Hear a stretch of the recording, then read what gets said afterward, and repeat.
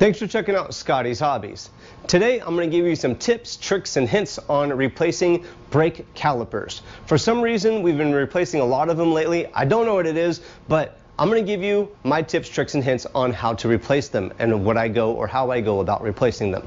Make sure you like, subscribe, and share, especially like. That helps in the algo lately. So let's get going. When you replace a caliper, make sure you have the right one to start off with. So make sure that the brake bleeder, or the little nipple bleeder, is on the top of the caliper that you're going to be replacing. If it's on the bottom side of the caliper, you have the wrong caliper. The bleeder always needs to be the highest point on the caliper, so the top. If you put your caliper on and your bleeder is on the bottom, something is not right. You have the wrong side or the wrong caliper. So always make sure the bleeder is on the top. All the air is going to flow to the top, and that's where we're going to bleed it out when we're all said and done. Also, make sure you have plenty of brake fluid. The brake fluid that you need is usually listed on the reservoir or the cap of the reservoir on your vehicle. Usually .3, but it might be .4. Just make sure you get the right fluid and get plenty of fluid when you do this. When doing this process, you want to make sure that the brake fluid reservoir is full with the proper brake fluid. It should tell you what kind of brake fluid to use. On here does not. On warning, use .3 only, so it'll say right here. Now that you got the right caliper, you have plenty of brake fluid, I like to put that caliper onto the brakes or onto the rotor, onto the vehicle, get everything buttoned up, torqued down, and then I will switch the brake line off of the old caliper onto the new caliper. Reason being, you want to minimize the time that you have an open brake line, so you're not completely draining the brake system. If you completely drain the brake system, you're going to run into more problems to where you're going to have to bleed all of the brakes. And what size is this? This is actually a 16. I said 14, but it's a 16. You're going to get brake fluid coming out, or you should.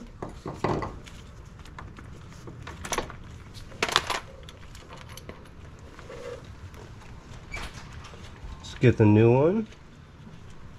I'm almost ready for you, G. Okay, so we'll leave in like how many minutes? I don't know, 20. Banjo bolt with a crush washer, then a crush washer on the bottom, installed onto the new caliper. Again, this is going to be 35 foot-pounds when we tighten it down.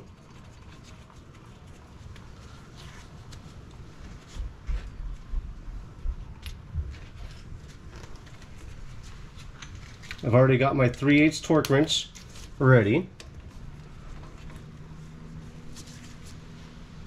With the wrong.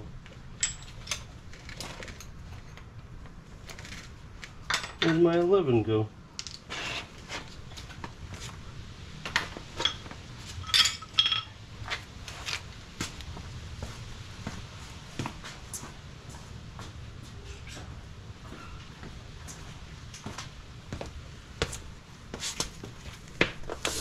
$11mm, 35 foot-pounds.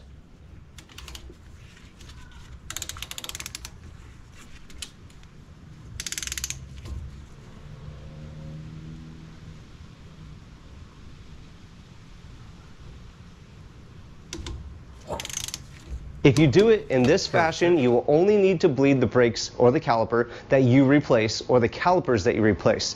If you do replace more than one caliper, always start with the furthest caliper from the brake fluid reservoir.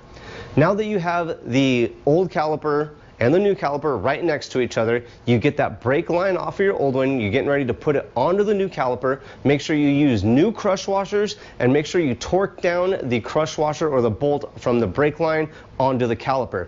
Most crush washer bolts, or most banjo bolts on the caliper are 25 to 35 foot-pounds.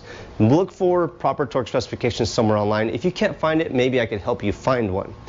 Now that you get the brake line off of the old caliper onto the new one, I like to do a gravity bleed at this time. How do you do a gravity bleed? What you do, very simple. Make sure your fluid on the reservoir is completely topped off, maybe a little bit above the max line in this case. Go back down to the caliper, open the bleeder, and just wait till you get most of the air out of the bleeder, and you just have brake fluid coming out of the caliper. Again, you don't want to drain the system, so keep an eye on the caliper. It doesn't take too long for this to happen. If you have a little hose, I like to go down and get some aquarium hose and fit it on there. It's a little bit tight sometimes, but you want to get it on there and you'll be able to see the fluid in that hose, which makes it much easier. And you can also control where the brake fluid is going to actually escape to, so you could drain it into a bottle. Makes it super simple. Now that you see, or now that you have the brake fluid just draining out from a gravity bleed, go ahead and tighten that bleeder screw back up. Now from here, there's a couple things that you could do. But first off, make sure the brake fluid reservoir is topped off again. You want to have plenty of brake fluid in there. You never want to get the brake fluid drained out. That makes it so much harder. I might have told you that already, but it makes it so much harder to bleed the brakes. When you're bleeding the brakes, make sure you start with the furthest caliper from the reservoir. So if you replace the front two calipers, the furthest one is usually the front passenger, and then do the driver's side. Do that in that fashion, makes it the easiest, or it's the best way to bleed the brakes. Well, how are you going to bleed the brakes now? There's a couple ways you could do it. You could use something like this. This is a vacuum pump with a brake fluid little reservoir. So when you apply vacuum to this, it'll suck the brake fluid in one side and the air out the other, and it'll keep the brake fluid in here. But what I do not like about this is it doesn't always make a good seal, and sometimes the brake fluid bleeder on the caliper will actually let air in, and it makes it a little bit more difficult. What I like to do is get somebody to help me out and do like a pressure bleed, I guess you would call it, to where you get somebody in the vehicle, you're going to have them pump the brakes 3 to 5 times the first time, just to make sure you get the caliper pistons pressed up against the brake pads themselves. Now, so you're going to go push, push, push, and hold. On the third, or on the first time, the fifth push, you're going to hold the pressure on the pedal. While the pressure is being held on the pedal, open the brake bleeder and you'll see air come out. You don't want to hold it open too long to get the pedal to go all the way down. Just bleed it out, and you want to keep pressure on that pedal. Have them push down. You're going to open it up maybe for 2 to 3 seconds and shut it. Have them do it again. 1, 2, 3, and hold. Hold that pressure. Open the bleeder up again just for a couple seconds. Let the fluid and the air bleed out, and keep doing it until you don't see any more air come out of that brake bleeder. The first time you see no air and just pure fluid come out, that's not good enough for me. At that point, make sure you have plenty of fluid in the reservoir and do it one more time. Just go ahead and get inside there. In the driver? In the driver. Okay.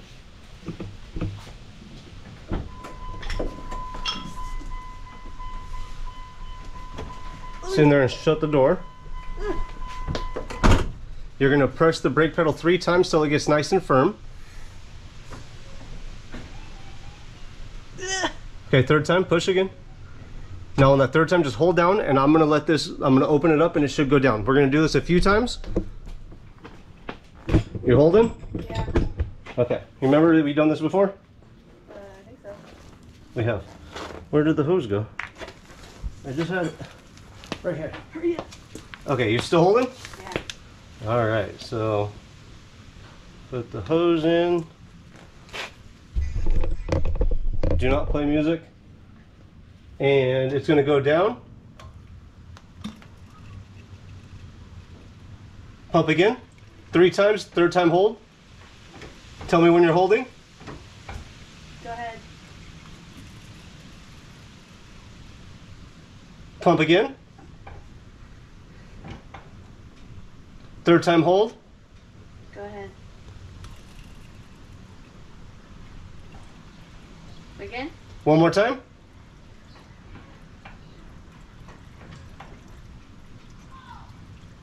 Go ahead. That's it. Okay, I'm done? You're done. Give me a couple minutes and we'll get out of here, okay? Okay. Make sure you have no air in that caliper itself. Air in the system is horrible. It'll give you a squishy pedal. Your brakes won't work properly, so you want to get that brake fluid completely clear of air. No air, okay? No air. That's pretty much it. Now, if you have any questions, if I forgot to cover something, make sure you ask away. I will do my best to help you out. And I will be posting videos on how I have replaced calipers lately. I did one on a Ford F350, a Dodge Dakota, a Toyota Camry, and a Honda Civic, I think it was lately. But it's pretty, I don't know what it is, but the boots on these calipers, on the pistons on the calipers, are just ripping open. So I don't like to replace those, or I don't like to put those back onto the car if they are ripped. I'll just go ahead and replace the calipers. Hopefully this video helped you out. If it did, please like, subscribe, and share. Share, like. Don't forget, aight?